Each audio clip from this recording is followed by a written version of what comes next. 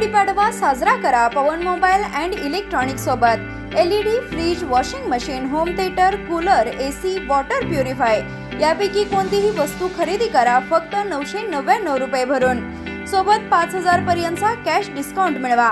तसेच कोणत्याही कंपनीचा स्मार्टफोन खरेदी करा व सोबत मिळवा 1999 रुपयाचे बड्स। ऑफर कालावधी 17 मार्च ते 22 मार्च 2023। एक्सचेंज ऑफर सुरू आहे। पवन मोबाईल अँड इलेक्ट्रॉनिक्स, पलूस 76 66 61 35 46 आणि 91 30 92 64 68।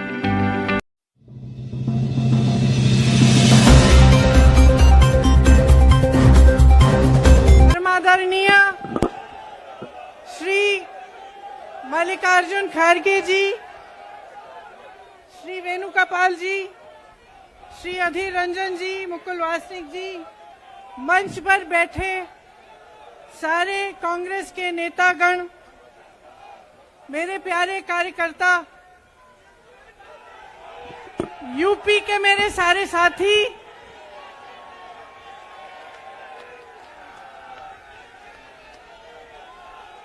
हम आज यहाँ सुनाई दे रहा है?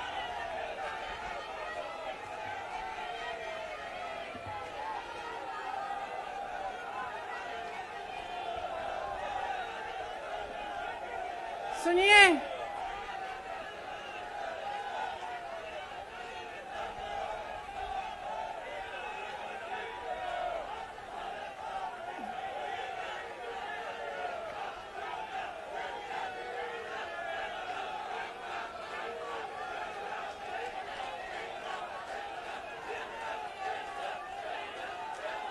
अब बोलूं?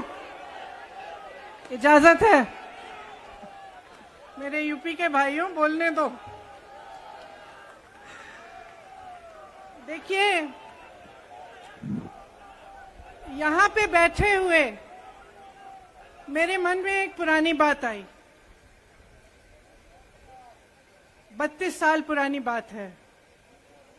मई 1991 की बात है। मेरे पिता की शव यात्रा तीन मूर्ति भवन से निकल रही थी। अपनी मां के साथ और अपने भाई के साथ हम एक गाड़ी में बैठे थे। सामने भारतीय सेना की एक ट्रक थी, फूलों से लदी हुई थी। उसके ऊपर मेरे पिताजी का शव था।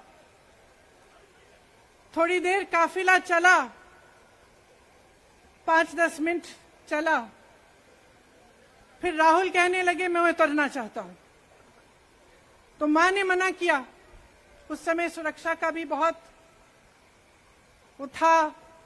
तो मां ने कहा नहीं, तुम उतर नहीं सकते।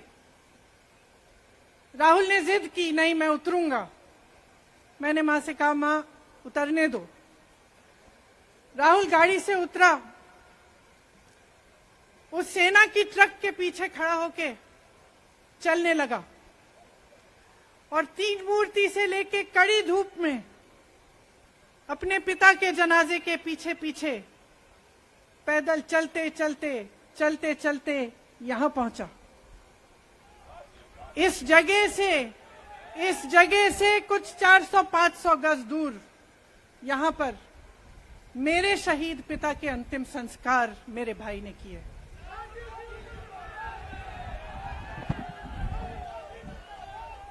सुनिए, वो चित्र मेरे दिमाग में अभी भी है, मेरे मन में है। मेरे पिता का शव इस तिरंगे झंडे में लपेटा गया था। इस तिरंगे के नीचे मेरे पिता का शव था और उसके पीछे चलते चलते मेरा भाई यहां आया। उस शहीद पिता का अपमान भरी संसद में किया जाता है।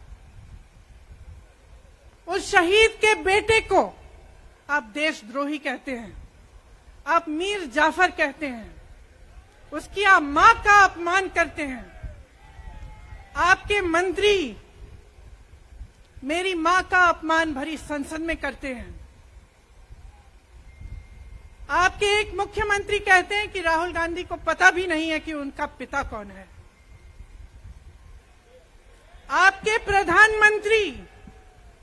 प्रधानमंत्री भरी संसद में खड़े होकर कहते हैं कि ये परिवार नेहरू नाम को इस्तेमाल क्यों नहीं करता। पूरे परिवार का अपमान करते हैं, कश्मीरी पंडित समाज के रिवाज का अपमान करते हैं, जिसके तहत एक बेटा अपने बाप के मरने पर पगड़ी पहनता है, परिवार की परंपरा को आगे बढ़ाता है। लेकिन आप पर कोई मुकदमा नहीं होता, आपको 2 साल की कोई सजा नहीं मिलती, आपको जेल की सजा नहीं मिलती, आपको संसद से कोई बाहर नहीं निकालता, आपको मना नहीं करता कि 8 सालों के लिए आप चुनाव नहीं लड़ सकते। क्यों? मैं पूछना चाहती हूं क्यों? आज तक हम चुप रहे हैं, हमारे परिवार का अपमान करते गए। मेरे भाई ने क्या कहा? संसद में वो मोदी जी के पास गए और उनसे गले लगे। मेरे भाई ने कहा मैं आपसे नफरत नहीं करता हूं, मेरे दिल में आपके लिए कोई नफरत नहीं है, हमारी विचारधारा अलग है, लेकिन हमारी नफरत की विचारधारा नहीं है। तो मैं पूछना चाहती हूं, एक आदमी का कितना अपमान करोगे? कितना अपमान करोगे? क्या यही है इस देश की परंपरा? आप परिवारवादी कहते हैं, तो भगवान राम कौन थे? भगवान राम को वनवास में भेजा गया, उन्होंने अपने परिवार, अपनी धरती के प्रति अपना धर्म निभाया। क्या भगवान राम परिवारवादी थे? क्या पांडव परिवारवादी थे कि वो अपने परिवार की संस्कारों के लिए लड़े? और हमें क्या शर्म आनी चाहिए कि हमारे परिवार के सदस्य शहीद हुए इस देश के लिए, कि इस झंडे में उनका खून है, इस धरती में उनका खून है, इस देश के लोकतंत्र को मेरे परिवार के खून ने सींचा है। और जो सोचता है कि हमें अपमानित करके हमें डराएंगे, हमें धमकाएंगे, जो सोचता है कि तमाम एजेंसियों को लगाकर हम पे छापे मारकर हमसे कुछ भी कर ले, हमें डराएंगे, वो गलत सोचते हैं। हम डरने वाले नहीं हैं, हम और मजबूती से लड़ेंगे। हम इस देश के लोकतंत्र के लिए कुछ भी करने के लिए तैयार हैं। इस देश के लोकतंत्र को, इसकी नींव कांग्रेस पार्टी के महान महापुरुषों ने डाली है।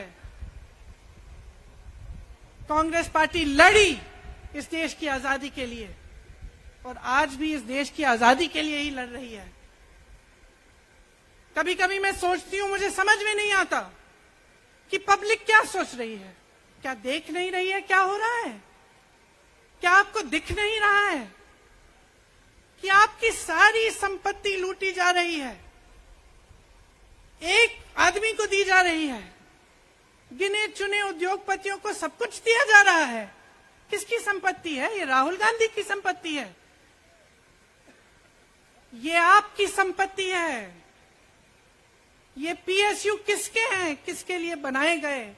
आपके लिए बनाए गए, जो ऐसे एक के बाद एक इनको बेचे जा रहे हैं, दिए जा रहे हैं। इसी से तो आपका रोजगार आता है, छोटे उद्योगों से, छोटे व्यापारियों से आपका रोजगार आता है, किसी बड़े अडानी से नहीं आता। रोजगार नहीं देते, छीनते हैं आपका रोजगार। तो आप समझ क्यों नहीं पा रहे हैं? आप गैस के सिलेंडर के लिए 1000 रुपए दे रहे हैं और यहां आपकी सारी संपत्ति किसी को सौंपी जा रही है। राहुल गांधी जी ने क्या कहा?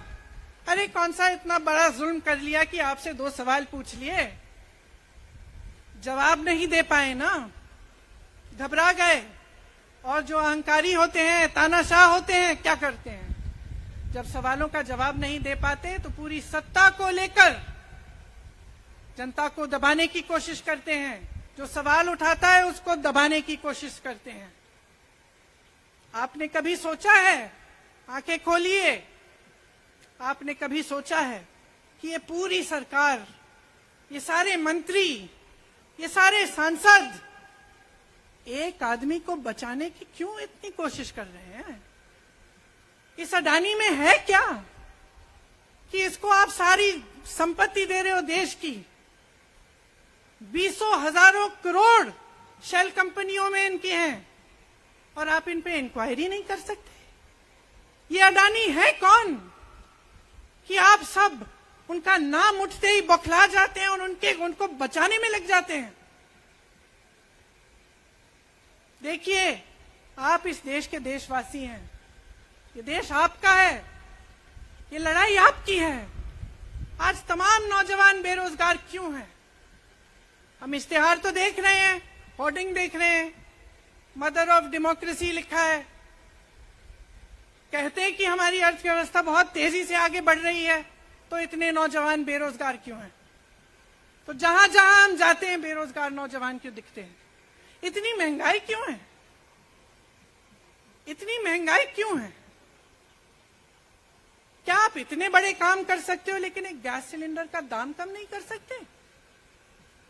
आप छोटे व्यापारियों की मदद नहीं कर सकते? आप रोजगार नहीं बनवा सकते? तो फिर आपकी सरकार किस काम की है? लोगों को दबाने के लिए है या अडानी जी को आगे बढ़ाने के लिए है? तो आज ये समय आ गया है कि हमें गंभीरता से सोचना पड़ेगा। ये सरकार पूरी कोशिश करती है कि आपका ध्यान भटकाया जाए। अब आप सोचिए, कन्याकुमारी से कश्मीर तक एक आदमी चला, उसके साथ लाखों लोग चले। क्या पैगाम लेके चला? किस लिए चला? उसके दिल में क्या भावना थी कि लाखों लोग देश भर से उससे जुड़ के चले? समता, एकता की भावना थी। आज आपके सारी मीडिया, आपके सारे मंत्री, आपके सारे सांसद, आपके सारे कार्यकर्ता कह रहे हैं कि राहुल जी ने विदेश जाकर देश का अपमान किया, राहुल जी ने एक वर्ग का अपमान किया। क्या एक आदमी जो कन्याकुमारी से लेकर 5000 किलोमीटर कश्मीर तक चल के ये रोज रोज कहता है कि इस देश को एक होना चाहिए, सबको समान दृष्टि से देखना चाहिए, क्या ये आदमी देश का अपमान कर सकता है? क्या ये आदमी एक वर्ग का अपमान कर सकता है? तो ये आदमी क्या कर रहा है? ये आपकी आवाज उठा रहा है। ये क्या कह रहा है? कह रहा है कि गरीबों को अपना हक दो, नौजवानों को अपना हक दो, महिलाओं को अपना हक दो। यही तो कह रहा है। और हक क्या है? हक ये है कि जो आपका है वो आपके हाथों में जाना चाहिए, किसी बड़े उद्योगपति के हाथ में नहीं, जो प्रधानमंत्री जी के मित्र हैं। ये है आपका हक। उसी हक की लड़ाई लड़ रहा है। तो आप समझिए, ये एक इंसान की बात नहीं है, ये एक राहुल गांधी की बात नहीं है, ये पूरे देश की बात है। जब हम कहते हैं लोकतंत्र को बचाना है, तो हम किस बात की को बचाने की कह रहे हैं? क्या कह रहे हैं हम? लोकतंत्र क्या होता है? खुल के जवाब मांगो, सवाल उठाओ। यही तो लोकतंत्र है कि आपको कोई आपत्ति है, कोई समस्या है, आप किसी के पास जाकर अपना हक मांग सकते हैं। आप कह सकते हैं, भाई हमारे लिए ये क्यों नहीं किया, इतनी महंगाई क्यों है, हमारे लिए रोजगार क्यों नहीं बनाए। लेकिन आज यही हक आपसे छीना जा रहा है और आपका ध्यान इधर उधर भटकाया जाता है और इतनी चीजों को फैलाया जाता है जो सच नहीं है, झूठों को फैलाया जाता है। आप सोचिए, राहुल गांधी दुनिया के सबसे बड़े जो शिक्षा के संस्थान है वहां से पढ़ के आए हैं। हार्वर्ड और कैम्ब्रिज की उनकी डिग्री है। कैम्ब्रिज से उन्होंने इकोनॉमिक्स में मास्टर्स डिग्री, एमफिल डिग्री उनको मिली। आप उसको पप्पू बनाते हैं। पूरे देश भर में आपकी सहायता के साथ, मेरे मीडिया के दोस्तों, डिग्री आपने देखी नहीं, सच्चाई आपने देखा नहीं, उनको पप्पू बना दिया। फिर पता चला कि ये पप्पू तो यात्रा में निकल आया और पता चला कि ये तो पप्पू है ही नहीं। इसके साथ तो लाखों लोग चल रहे हैं। ये ईमानदार भी है, ये सब बातों को समझता भी है, ये जनता के बीच जा रहा है, जनता की समस्याओं को सुन रहा है, तो जनता इसके साथ चली जा रही है। तो घबरा गए कि राहुल गांधी ने संसद में वो सवाल उठाए जिनका उनके पास जवाब नहीं है।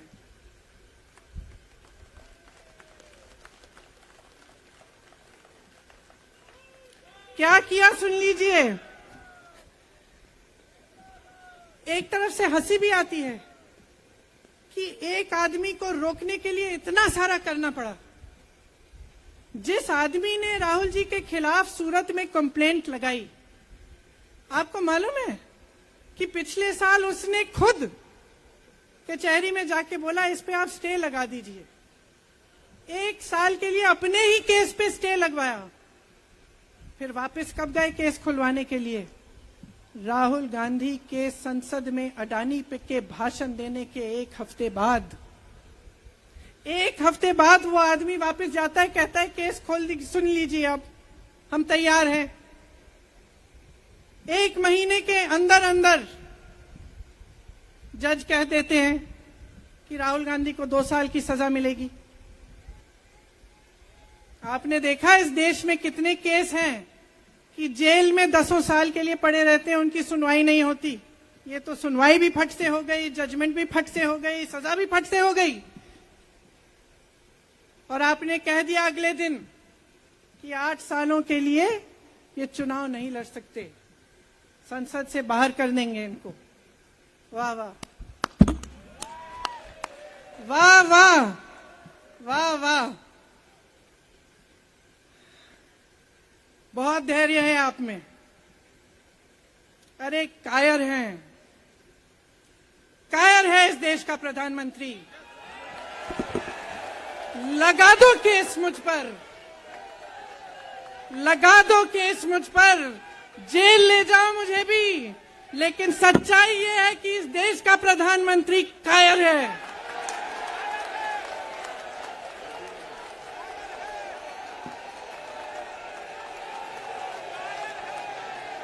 अपनी सत्ता के पीछे छुपा हुआ है, अहंकारी है, और इस देश की बहुत पुरानी परंपरा है, इस देश की बहुत पुरानी परंपरा है, हिंदू धर्म की पुरानी परंपरा है कि अहंकारी राजा को जनता जवाब देती है। और इस देश की बहुत पुरानी परंपरा है कि अहंकारी राजा को ये देश पहचानता है। मेरे परिवार ने मुझे एक चीज सिखाई है कि ये देश दिल से बोलता है और दिल से सुनता है। ये देश सच्चाई को पहचानता है। और मैं जानती हूं कि आज वो दिन है जब से सारा कुछ बदलने लगेगा।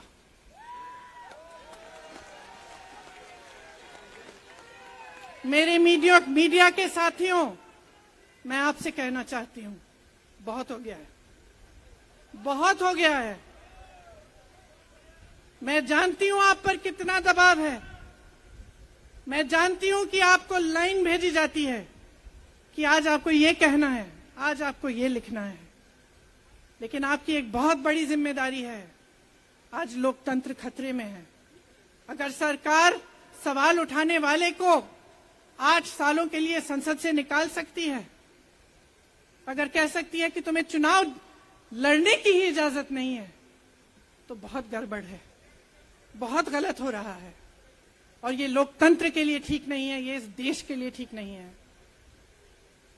जब आप पत्रकार बने, शुरू में जब आप काम के लिए आए, तो आपके दिल में भी ये होगी बात कि देश के लिए मैं सच्चाई बोलूंगा, मैं सच्चाई बोलूंगी। आज आप बोल नहीं पा रहे हैं, हिम्मत करिए, खड़े हो जाइए आप भी। और जैसे खड़गे जी ने कहा कि तमाम पार्टियों ने आज अपनी आवाज उठाई है, उनका हम सब धन्यवाद देते हैं।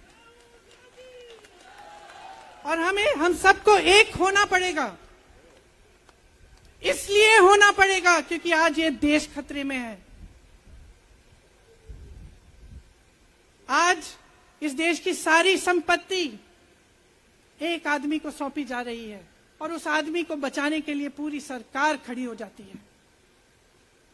बहुत गलत हो रहा है। अगर आज मेरे भाइयों और बहनों आप इसको पहचान नहीं पाएंगे तो इस देश को बहुत खतरे में डाल देंगे। इसीलिए यहां खड़े हुए महात्मा गांधी जी की समाधि के कुछ ही गज दूर खड़े हुए मैं आपको याद दिलाती हूं कि कितनों ने इस देश के लिए अपना खून बहाया है,